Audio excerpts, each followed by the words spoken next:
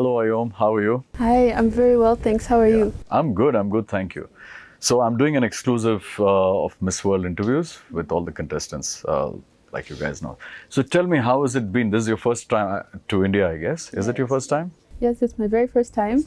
And it's been an unforgettable experience. Okay. Yeah, from the moment we landed, we were welcomed warmly, and everything has been so beautiful and how do I say, incredible, because the accommodation here, the hospitality, the kindness, I feel very comfortable and safe and welcomed.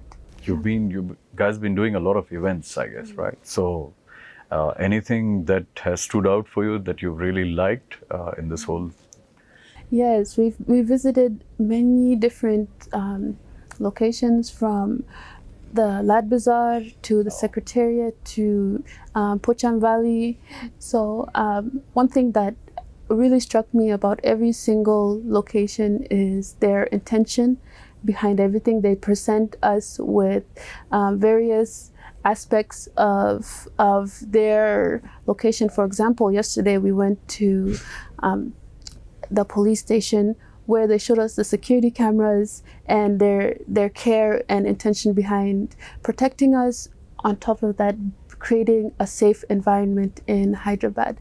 My personal favorite has to be when we went to Pocham Valley, and they showed us the whole process of making saris, silk saris, and also cotton saris, and the history behind it and their intention, and to learn that this is something that they've been doing for generations, so well over a century, has been really, it was inspiring, and it was really moving to see that certain cultures are still being kept alive.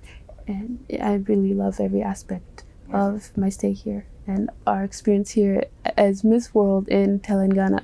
Amazing. Ayom, why don't you tell me something about your background? Where are you from? Where did you grow up?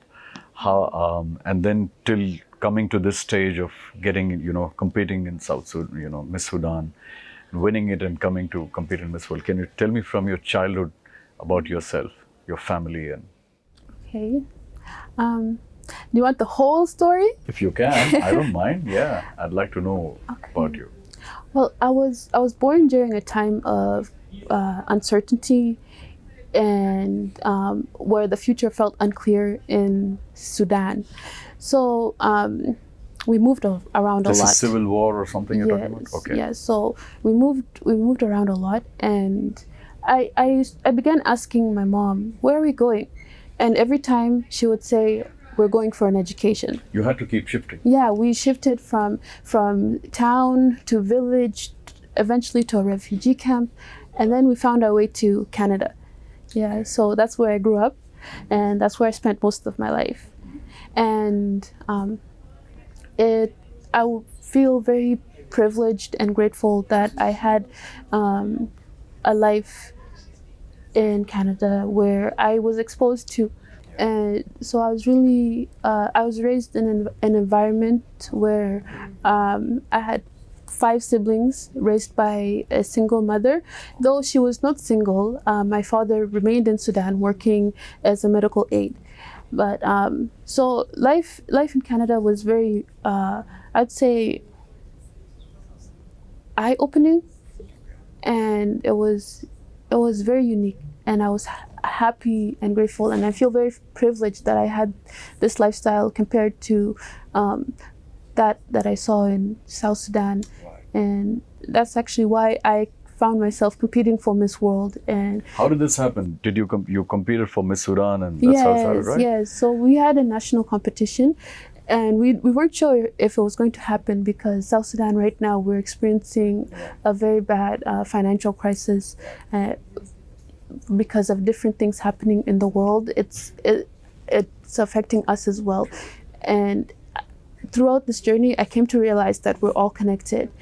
And if something that can be happening, say in India, it Absolutely. affects us in South Sudan. It's called the butterfly effect. We are all affected. Yes, we are all connected. Yes, we're all connected, and any small thing affects every single one of us. But about this competition, who was the one who told you, or did you decide yourself to compete? Well, I was a bridesmaid for one of my cousin's weddings, and somebody came up to me and said, "What's your name?"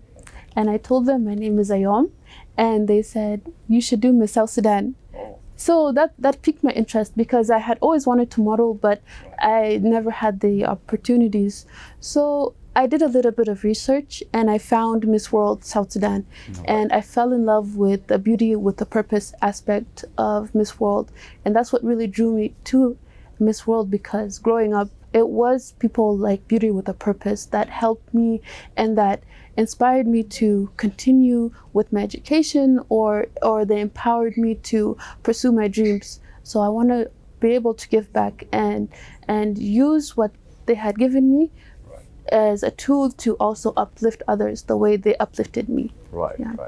So you think, do you think you have a strong chance at this, or how are you looking at it? Are you going to give it your best and just not worry about what the result is? What's your mindset?